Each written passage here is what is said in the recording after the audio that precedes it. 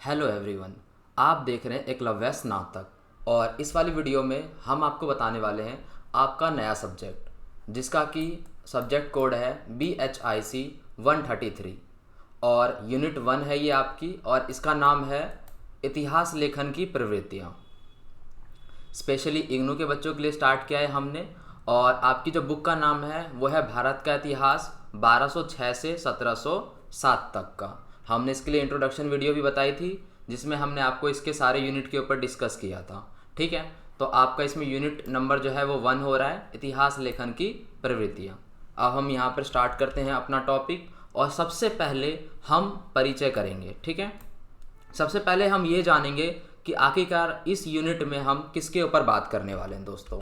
तो सबसे पहले यहाँ पर हम देख लेते हैं कि इस यूनिट में हम बात करने वाले हैं कि जो हमारे मध्यकालीन समय के इतिहासकार थे, ठीक है, वो अपना दृष्टिकोण इसमें समझाएंगे। इसमें हम उनके दृष्टिकोण को समझेंगे।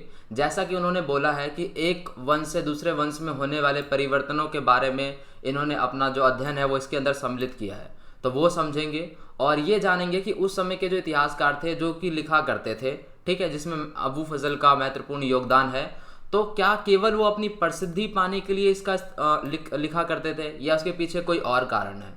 और इस यूनिट में हम अरबी, फारसी, इन सभी और जो विदेशी वृत्तांत होते हैं, जो कि विदेशी लोग एक देश से दूसरे देश यात्रा करते हैं और उसके बाद अपने विचारों को उसके अंदर लिखते हैं, तो उन सभी के ऊपर हम गहराई से जो है इस यूनिट के अंदर चर्चा करने वाले हैं।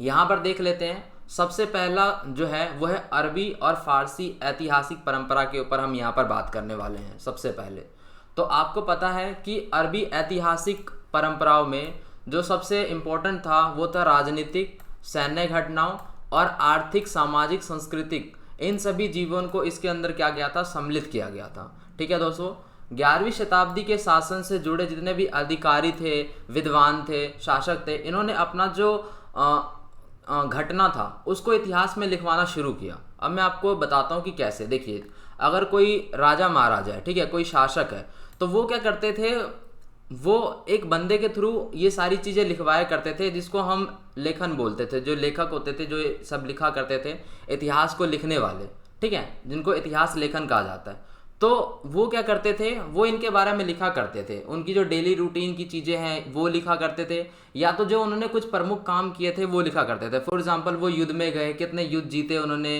कौन कौन सी विशेषता थी, तो ये सारी चीज़ें जो हैं लिखा करते थे। ठीक है, और ज़्यादातर जो इतिहास लेखन थे वो केंद्र दरबार के राजनीति पर अभिजात्य वर्ग पर थे। इसका क्या मतलब है कि बहुत सारे ऐसे इतिहासकार थे जो कि फ्री लिखा करते थे। ठीक है, यानी कि जो उनके मन में आया या जो उन्होंने अनुभव किया वो लिखना है, यानी एक अच्छा रिव्यू जो जिस पे हम ट्रस्ट कर सकते हैं। और एक ऐसे इतिहास लेखन थे जो कि किसी राजा महाराजा के अंडर में थे, तो हम उसको ज़्यादा वैल्यूएबल नहीं मान सकते। क्यों?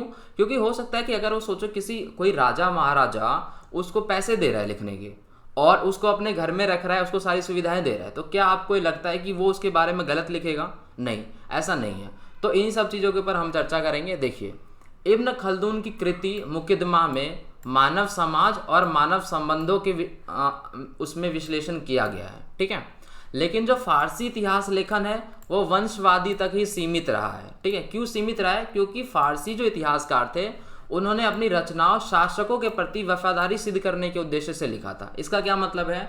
इसका मतलब है, मान के चलो कि कोई ए बंदा राजा है, ठीक है, और यहाँ पर क्या है, यहाँ पर उसके बहुत सारे इतिहास लेखक हैं, लेकिन वो उनको पैसे देता है, वो उनको रहने के लिए सुविधाएं देता है, उनको जो भी चीज़ें उपलब्ध करवानी होती है वो उपलब्ध कराते हैं। तो क्या इनके प्रति ये वफादार होंगे? बिल्कुल होंगे। और क्या इनकी बुराई वो कभी लिखेंगे अपनी किताब में, या जहाँ पर वो लिखते हैं?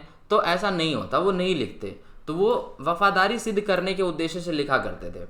फारसी भाषा इतनी प्रसिद्ध हो गई कि उसको जल्दी ही सभी लोगों ने अपना लिया, जैसे कि सुल्तान हो गए, कुलीन हो गए, साहित्यकार हो गए, ये इन सब की भाषा बन गई। फारसी भाषा बहुत जल्दी ग्रो करी। ठीक है, आगे चलते हैं यहाँ पर हम, और यहाँ पर हम बात करते हैं राजनीतिक वृत्तांत दिल्ली सल्तनत के ऊपर।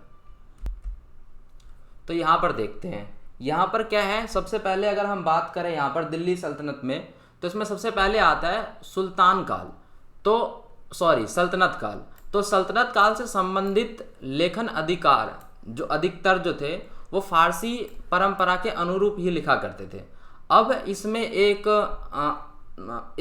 उनका रचनाकार का जो है जिक्र किया गया है, जिनका नाम है हसन निजामी। उनकी रचना के अनुसार जो दिल्ली सल्तनत का काल था वो माना जाता है 1191-92 से 1229 तक। ठीक है, अमीर खुसरो, वहाँ पर एक और प्रसिद्ध कवि इतिहासकार की बात की गई है जो कि अमीर खुसरो है। और ये इतने प्रसिद्ध क्यों है? क्योंकि इन्होंने क्या किया था, जो दिल्ली की भवन संरचनाएं हैं, यानी कि आपको पता है जो दिल्ली में जो भवन है, जो हिस्टोरिकल प्लेस है, वो बहुत बढ़िया बढ़िया है। ठीक है, तो उनकी भवन संरचनाओं, दरबारी जीवन, ठीक है, जो उनका जो दरबार में जो जीवन जो चलता था, जो लाइफस्टाइल चलता था, उसके बारे में लिखा उन्होंने। जो उत्सव समारोह, यानी कि कोई त्यौहार जब मनाया जाता है, ठीक है, तो उसके ऊपर उन्होंने बहुत रोचक पूर्ण तरीके से उल्लेख किया। एक होता है ना कि बोरिंग टाइप से वो चलता आ रहा है, लेकिन उन्होंने उसको बहुत बेहतरीन तरीके से लिखने का कोशिश किया है और उसके बारे में लिखा है। ठीक है, एक हम बात करते हैं यहाँ पर, अफीम ने पहली बार सल्तनत काल के कुल राजस्व का ब्यौरा प्रस्तुत किया। ये भी बहुत इंपॉर्टेंट था क्योंकि उस समय जो राजस्व का कुल ब्यौरा था उसको प्रस्तुत करना, आप समझ रहे हो मतलब कितना मुश्किल होगा, लेकिन इन्होंने उस समय क्या किया था, कुल राजस्व का ब्यौरा प्रस्तुत किया था। ठीक है, यहाँ पर हम बात कर लेते हैं जियाउद्दीन बर्नी की। ठीक है, इनका नाम आपने पहले भी सुना होगा। जियाउद्दीन बर्नी की प्राथमिक रचनाएं तारिक ए फिरोज शाही थी, आपको याद रखना है ये बातें। ठीक है, और फतवा ए जहांगीरी और साहिका ए नात ए मोहम्मदी। ठीक है, तो बर्नी ने मोहम्मद बिन तुगलक के अंदर 17 वर्षों तक सलाहकार के रूप में कार्य किया था। सलाहकार आप समझ रहे हो ना, जो एडवाइस देता है। ठीक है, जैसे कि कोई काम करना हो तो उसके प्रति क्या करेंगे, वो एडवाइस देंगे। और यहाँ पर जियाउद्दीन बर्नी की प्राथमिक रचनाएं आपको पता चल गया। ठीक है, तो ये सारी बातें यहाँ पर। अब हम बात करते हैं यहाँ पर राजनीतिक वृत्तांत मुगल के बारे में। ठीक है दोस्तों, तो यहाँ पर देखते हैं दोस्तों, सबसे पहले यहाँ पर हम बात करते हैं इकबाल नामा ए जहांगीरी की। ठीक है, तो इसके तीन जो है वो खंड हुआ करते थे, पहला खंड, दूसरा खंड और तीसरा खंड। तो हम देखते हैं कि इसमें क्या क्या बातें करी गई है इकबाल नामा ए जहांगीरी के अंदर। ठीक है, तो पहले खंड में तैमूर और हुमायूं के शासनकाल का उल्लेख था। ठीक है, इसमें ये बताया गया था कि तैमूर और हुमायूं के शासनकाल में उन्होंने क्या क्या किया। उसके बाद आता है दूसरा खंड, तो दूसरे खंड में अकबर, ठीक है, और तीसरे खंड में जहांगीर के शासन काल की सभी बातें जो हैं बताई गई है। अब जब यहाँ पर लिखने की बात आ रही है और जब यहाँ पर इतिहास लेखन की बात की गई है, तो इसमें जो एक महत्वपूर्ण नाम है, जो कि मैंने आपको इंट्रोडक्शन में ही बताया था शुरुआत में, तो वो है अबू फजल। ठीक है, इनकी रचनाएं आपको पता है कि इन्होंने क्या क्या लिखा था। ठीक है, और इनका कैसे महत्वपूर्ण जो योगदान है। अकबरनामा सुना होगा आपने, आईने अकबरी, ठीक है, अकबरनामा, आईने अकबरी, ऐसे ग्रंथों का इन्होंने क्या किया था, ऐसे ग्रंथों की इन्होंने रचना की थी। ठीक है, और आईने अकबरी आपने पढ़ा होगा क्लास 12th में। आईने अकबरी को पहला भाग, दूसरा भाग, तीसरा भाग, और उसमें बहुत सारी जो चीज़ें थी वो हम आगे इसमें डिस्कस करेंगे, वो समझते हैं। तो अबू फजल क्या थे, एक महान विद्वान शेख मुबारक फजल नागौरी के पुत्र थे। ठीक है, और आपको पता होगा जो अबू फजल है वो अकबर के मित्र भी थे, शायद यहाँ पर लिखा होगा, देखते हैं। पुत्र अबू फजल अकबर के दरबार के सचिव, अकबर के दरबार के सचिव भी थे और साथ साथ अकबर के करीबी मित्र भी थे। उन्होंने अकबरनामा और आईने अकबरी जैसे बहुत इंपॉर्टेंट ग्रंथों की रचना की थी अबू फजल ने। अब यहाँ पर देखते हैं आगे क्या है। तो आईने अकबरी अकबर के साम्राज्य का जो है एक इम्पोर्टेंट सांख्यिकी प्रस्तुत करता है। ठीक है, उसमें उनकी बहुत सारी बातों को डीप समझाया गया है। अब वो देखते हैं कि कौन से कितने भाग है और क्या समझाया गया है। तो यहाँ पर बताया गया कि जो पुस्तक है वो 5 भागों में संकलित थी। ठीक है, अब पहले भाग में क्या थी, दूसरे भाग में क्या थी, ऐसे 5 भाग में क्या क्या थी वो समझते हैं। ठीक है, तो अगर हम बात करें पहला भाग, तो पहले भाग में अकबर साम्राज्य के प्रतिष्ठानों का उल्लेख था। ठीक है, दूसरे भाग में सेना का उल्लेख था, और तीसरे भाग में जो अलग अलग पद पे उनको नियुक्त किया गया था, राजस्व की क्या दरें हो सकती है, ठीक है, इन सभी का विवरण था तीसरे भाग में। और अगर हम चौथे भाग की बात करें तो चौथे भाग में उसमें हिंदू दर्शन, धर्म, चिकित्सा, विज्ञान, इन सभी के उल्लेख का बताया गया था। और अगर हम बात करें 5वें भाग की तो उसमें अकबर के कथन समाहित थे।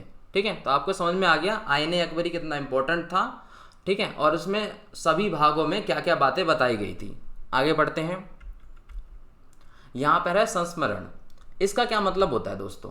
तो इसका मतलब होता है कि इसमें क्या होता है कि जो वृत्तांत होता है ना, वह व्यक्तिगत याददाश्त पर आधारित होता है। मैं आपको एग्जाम्पल बताता हूँ। जैसे मान के चलो कि हम इतिहासकार हैं, ठीक है, हम इतिहास के बारे में लिखते हैं, तो हमें किसी प्रकार का कोई डॉक्यूमेंट नहीं मिला है, ठीक है, जिसमें से हमें मिल जाए, या कोई सबूत नहीं मिला है, तो हम क्या करेंगे, हम गांव के बुजुर्ग लोगों के पास जाएंगे। गांव के जो बहुत बुजुर्ग हैं, जो 80 साल के हैं, 90 साल के हैं, बहुत पुराने पुराने बुजुर्ग, और उनके पास जाएंगे और उनसे पूछेंगे कि सर अब पुराने समय में क्या हुआ था, क्या आपको इस टॉपिक के बारे में पता है, ये सारी चीज़ें।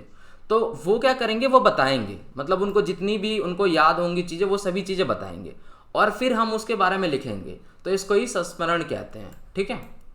अब यहाँ पर देखते हैं, इस श्रेणी में फिरोज शाह की फुतू ए फिरोज शाही, बाबर की बाबरनामा और गुलबदन बेगम का हुमायूं नामा जो है प्रमुख है, ठीक है। याददाश्त के ऊपर लिखा है ये सारी चीज़ें।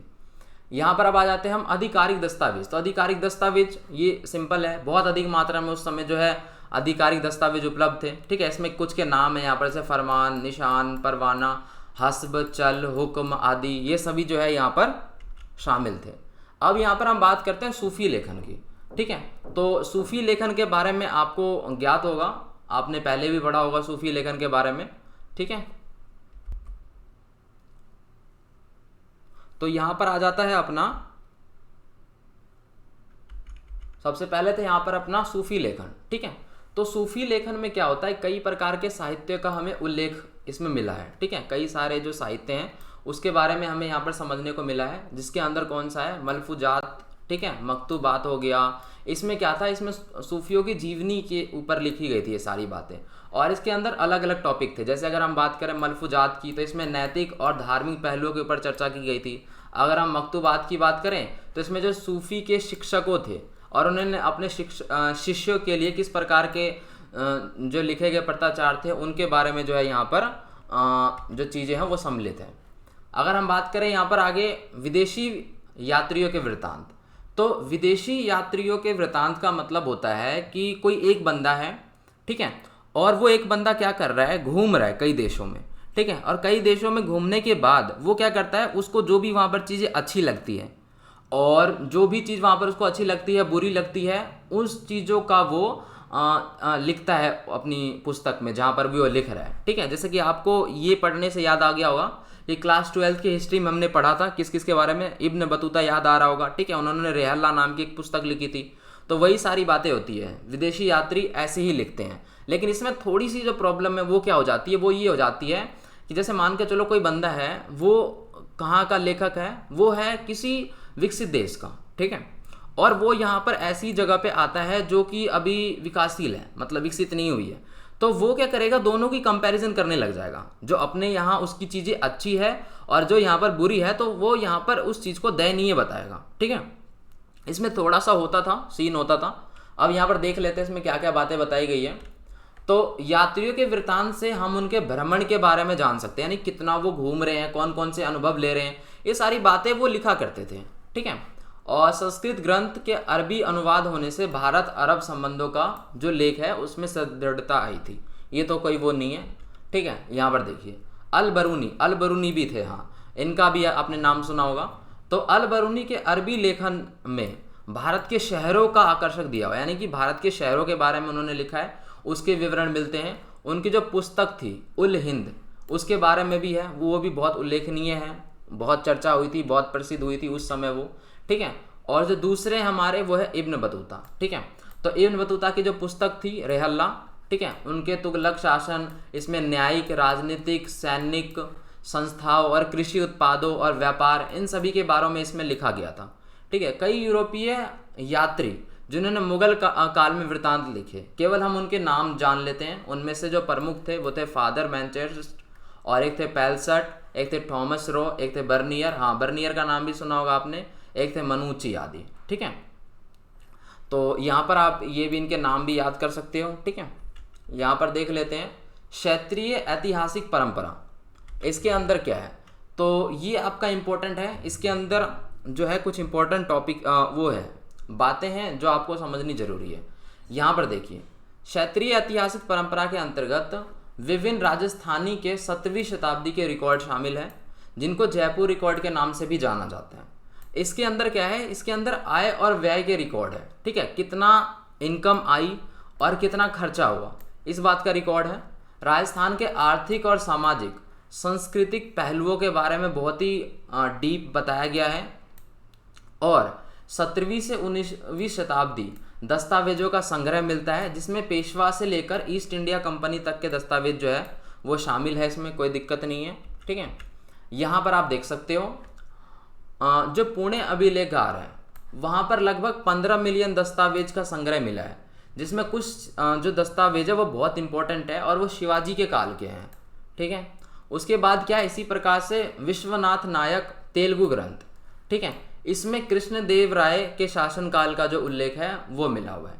इसी प्रकार से श्रेमेंद्र नाम की जो एक लोक प्रकाश है, इसके अंदर राज तरंगिणी जो कश्मीर के इतिहास पर प्रकाश डालती है। तो ये सारी चीज़ें हैं जो लास्ट टॉपिक था आपका, इसके ऊपर इसमें बात की गई है, ठीक है। टेलीग्राम पे आप जुड़ सकते हो, यहाँ पर हम वीडियो पोस्ट होते ही शेयर कर देते हैं, और जो PDF होती है, इंपॉर्टेंट लिंक्स होते हैं, नोट्स होते हैं, वो आपको मिल जाएंगे, डिस्क्रिप्शन में लिंक है, आप चेक कर सकते हो। कोई टॉपिक, कोई सुझाव या इस वीडियो में से ऐसा कुछ है जो आपको समझ में ना आया हो या मैंने उसको बहुत डीप ना समझाया हो, तो आप क्या कर सकते हो, आप मुझे पूछ सकते हो यहाँ पर, ठीक है, मैं आपको बता दूंगा। और बस पहली यूनिट जो थी आपकी ऐसी थी, छोटी सी थी कुछ, और उसके बाद जो यूनिट 2 है वो देखेंगे हम और उसको समझेंगे, ठीक है। तो वीडियो पसंद आ गई तो आप लाइक कर सकते हैं, कमेंट कर सकते हैं, शेयर कर सकते हैं अपने जो आपके मित्र हैं उनके साथ, और चैनल को सब्सक्राइब करके बेल नोटिफिकेशन आइकन को प्रेस कर दें, जिससे नई वीडियो की जो नोटिफिकेशन है आप तक पहुंच जाएगी जल्दी। तो धन्यवाद, मिलते हैं अगली यूनिट में।